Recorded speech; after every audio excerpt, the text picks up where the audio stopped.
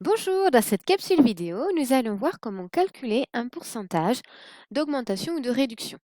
Autrement dit, on a le prix de départ, le prix final, donc l'ancien prix et le nouveau prix, et on cherche à savoir quel est le pourcentage de baisse ou le pourcentage d'augmentation.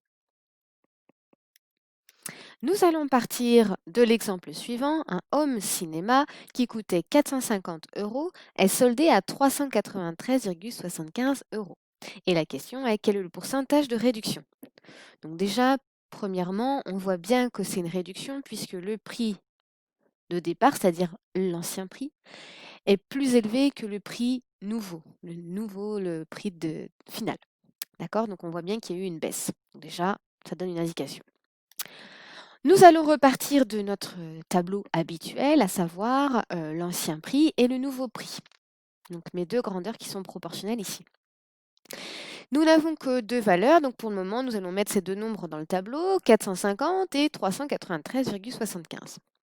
Attention de bien les mettre au bon endroit. Donc là, ici, c'est la compréhension de l'énoncé, autrement dit du français, et plus des mathématiques. Mais voilà, c'est important de le souligner. Et enfin, il nous faut une troisième valeur. Cette troisième valeur, je pense que vous l'aurez peut-être deviné, ça va être 100 dans la colonne, enfin dans la ligne, pardon, ancien prix. D'accord? Puisque pour 100, c'est facile, entre guillemets, de retrouver après le pourcentage de réduction. Nous allons voir pourquoi. Donc, le calcul. D'abord, on fait un produit en croix. On pourrait très bien faire autrement qu'un produit en croix. Donc, je vais faire 100 fois 393,75 divisé par 450. J'obtiens 87,5. Attention, 87,5, ce n'est pas le pourcentage de réduction. D'accord? Parce que sinon, ça voudrait dire que le prix final serait réduit de plus de la moitié. Or là, ce n'est pas le cas. Déjà, ça donne une indication aussi pour s'auto-corriger. Et enfin, du coup, comment je vais faire pour trouver ce fameux pourcentage de réduction? Eh bien, en fait, je vais faire le calcul suivant, c'est-à-dire je vais chercher la différence qu'il y a entre 100 et 87,5. Autrement dit, je fais 100 moins 87,5 et ça me donne 12,5.